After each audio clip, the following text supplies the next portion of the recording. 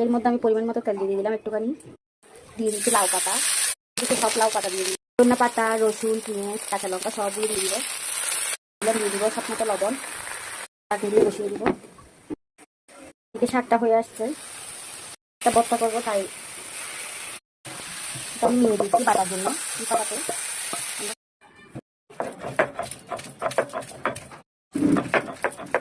আমার ভর্তা হয়ে গেছে, এর মধ্যে দিয়ে দিলাম পেঁয়াজ কুচি, দিব সরষের তেল, ওইভাবে কষলাই কষলাই। ফাইনালি আমার ভর্তা রেডি। ভর্তার কালারটা কিন্তু সে আসছে, কেমন হয়েছে অবশ্যই বলবেন আপনারা। দিয়ে দিলাম পেঁয়াজ, কয়েকটা কাঁচা লঙ্কা দিয়ে দিলাম, হালকা দিয়ে দিচ্ছি চিংড়ি মাছ দিয়ে দিলাম, আদা বাটা দিয়ে দিলাম, রসুন বাটা দিব।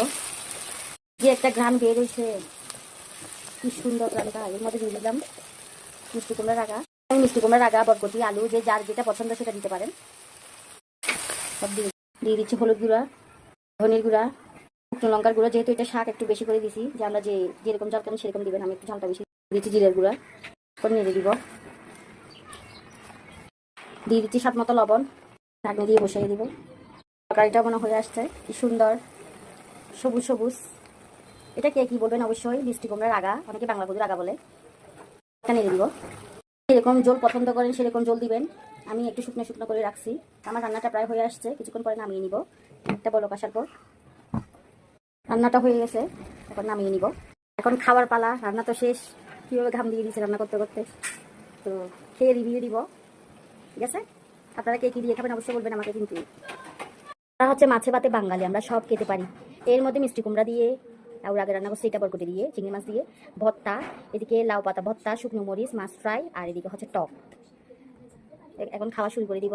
নিলাম এই পানি, খাওয়া শুরু করে দিচ্ছি ভর্তা দিয়ে।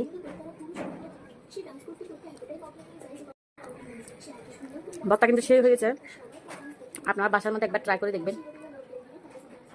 ভাতটা মাখার পরে কতটা সুন্দর হয়েছে, কতটা লোভনীয়। কথা বলতে বলতে বিদায় নিচ্ছি। আপনারা সবাই সুস্থ থাকবেন, ভালো থাকবেন। সবাইকে নমস্কার, বাই বাই।